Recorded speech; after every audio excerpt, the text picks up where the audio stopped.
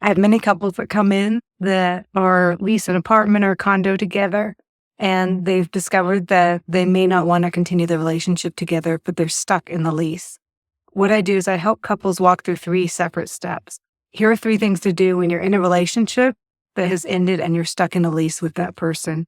First, think about the opportunity that this creates to make sure that the relationship is truly over.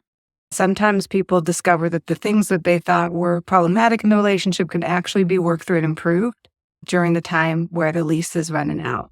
The second thing they can do is use the time to grieve the end of the relationship and say goodbye to each other consciously.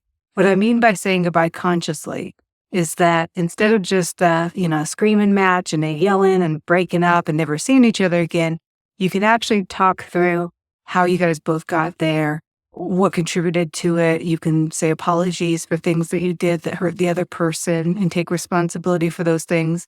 It's a really important process to have a good goodbye in order to have closure and to move forward.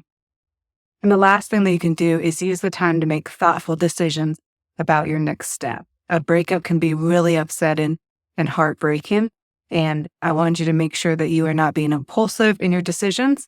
So in a sense, having a lease still keeping you cohabitating with the other person can help you be really thoughtful about where am I going to go next? What am I going to do? Who do I want to live with? Where do I want to live?